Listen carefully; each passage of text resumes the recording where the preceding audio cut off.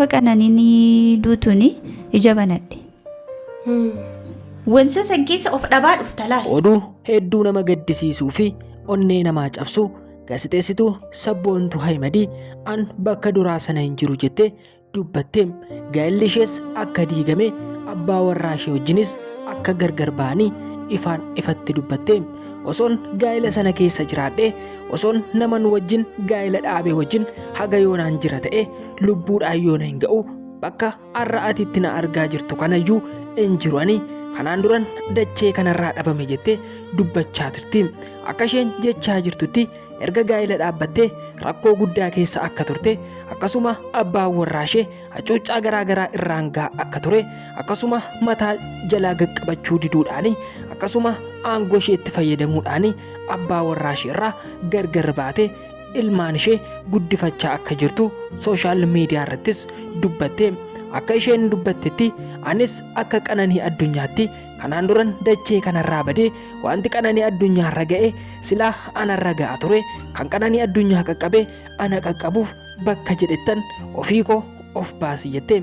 Akka isheen dubbattutti namni waliin gaa'ela dhaabbadhee bakkeetti namni ti agartuu fi mana keessatti namni ti argitu nama garaagaraa wajjinan jiraachaa ture jettiin amala garaagaraa qabaachuu isaa ibsite. Gaafa ilaalan nama gaarii fakkaata garuu abbaa manaa gaarii naaf ta'uu hin dandeenye jetti. Keessattuu immoo dogongora guddaa ta'e wanti yeroo ammaa sooshaal miidiyaa irrattis dubbatamaa jiru. Sabboontuun gaafa miidiyaa irra baate waan kana dubbattu namoonni baay'een hedduu rifatanii namoonni baay'een isaanii Sabboontuun gaa'ela dhaabbattee jireenya gaariitti seente miidiyaa irraa badde jedhanii namoonni baay'een yaadaa turanii. Isheen garuu gaa'ela ishee ittee abbaa warraa ishee wajjin gargar baate qofaa ishee rakkina guddaadhaan daa'ima ishee guddisaa akka jirtu sooshaal miidiyaa irraa odeeffannee amma immoo haala hundayyuu mijeeffattee tasgabbooftee gama sooshaal miidiyaatti deebi'uu ishees ifa gootee jirti. Yeroo ammaa garuu ifaan ifatti abbaa warraa ishee wajjin akka gargar baate sooshaal miidiyaa irraa dhageenye isin biraan ga'aa jirra.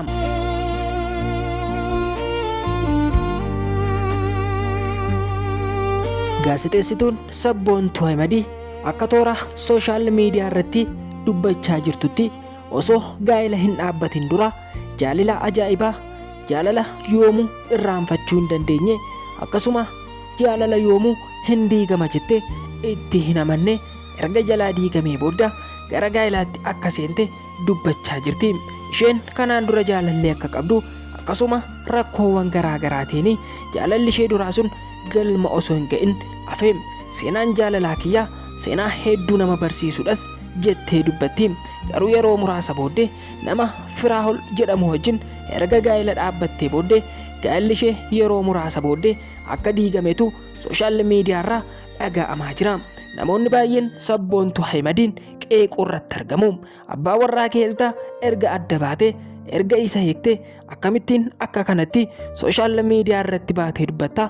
Namni wal lolaa gargar ba'a ni araaramasi isinis deebitanii araaramuu dandeessu waan ta'eef akka kanatti sooshaal miidiyaatti baatee dubbachuun dogongora jechuun namoonni baay'een qeeqa garaagaraa irrattis kaasaa jiru. Namni wajjin jiraadhus mana keessaaf alatti garaagara jettee dubbachuun kee dogongora guddaadha jedhanii namoonni hedduun qeeqa hedduus irratti kaasaa jiru. Yeroo ammaa kana Sabboontuu Hayimadii qofaa kiyyan jira jechaa jirti. Garuu yeroo ammaa poodkaastii haaraa eegalte poodkaastii sanarrattis seenaa dhuunfaa ishee namoota dubbachiisaa kan ishees gaafa dubbattu dhaga'amaa jira. Namoonni hedduun karaa feesbuukii haa ta'u karaawwan garaagaraa gaa'elli Sabboontuu Hayimadii akkamitti diigate rakkoon eenyuu bira jira jedhanii afarsaa jiraachuunis dhaga'ame.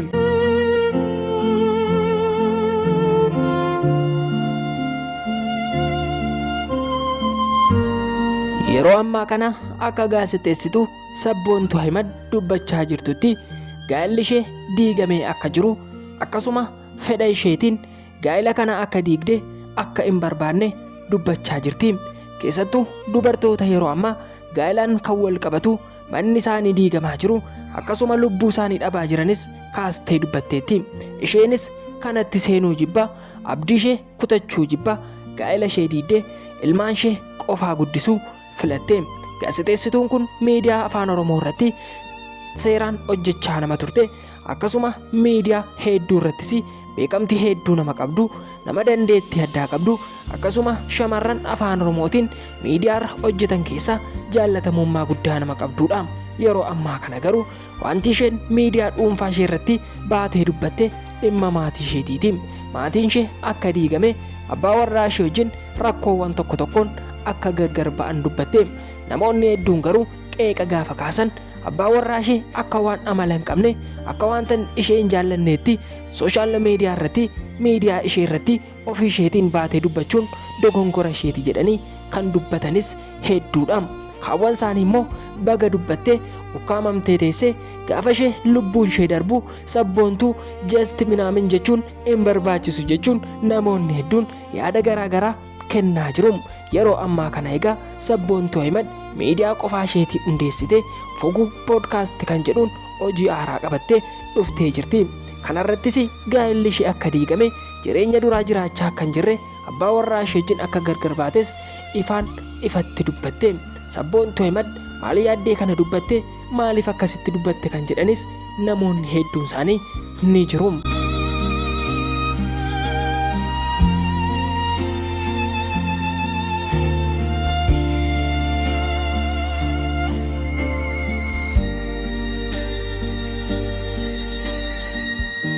Walumaa galatti yaada namoonni hedduun kennaa jiran irraa kan odeeffanne gabaabsine oduu keenya kan xumurru yoo ta'u, murtee sabboontuu Ahimad murteeffatte murtee gaariidha kan jedhan hedduun namootaanii jiru. Qananii Addunyaa osoo dursite murtoo kana murteeffatte wanni kun hunduu ishee irra hin ga'u, namni hunduu dhugaa ishee dhabee hin taa'u jechuun dubbatu.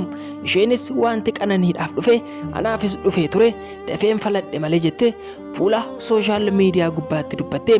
Namoonni baay'een garuu dubbachuu hin qabdu, gaalli kun deebi'ee ijaaramuu qaba jechuun dubbatanii, akkasuma abbaa warraa ishee kana maqaa balleessiteetti jechuun namoonni hedduun dursitee dubbachuu ishee qeeqaa jiru. Garummoo utuu isheen lubbuun dabarte nama kana harkatti osoo isheen miidhamte aariirraan kaate osoo isheen waa of goote lubbuu ishee irratti murteessite marti keenyayyuu boo'uuf irraan kan hafe dhugaa ishee barbaaduu fi isheef waa gochuun homaayyuu hin argamu. Amma garuu sabboontuun ofiinan dursee beekadhe wanti dubartoota Oromoo irra ga'aa jiru osoo inni narra hin ga'in ija kiyya qabadhe gaa'ela kiyya diigee mucaa kiyya qofaa guddisaa jira jetti. Yeroo ammas YouTube Fugug Podcast jedhuun qabattee dhufteetti. Uummanni Oromoo biyya alaaf keessaa jirtan marti keessanuu akka jajjabeessitan, akka bira dhaabattan YouTube chaanaal ishee sheer gochuudhaan qophii isheen qabattee dhufte miidiyaa hawaasaa kanaan akka isheen gargaarsa argattuuf ishee utubaa isiniin jecha shamarree kana karaa sooshaal miidiyaatti akka isheen deebituuf, akka isheen milkooftuu fi tumsi uummata Oromoo marti ni barbaachisa. Gaazexeessituu sabboontuu Ahimad gara miidiyaatti haa deebisnuun dhaamsa keenya. Rakkoo ishee irra ga'eef immoo rakkoon namarra ga'uu waanuma jiru abshiir ittiin jecha waan hordoftaniif galatooma. Adaamaa Deeliif maatii warri hin taane maatii keenya ta'a isiniin jenna. Yeroo gaarii qabaadhaa galatooma.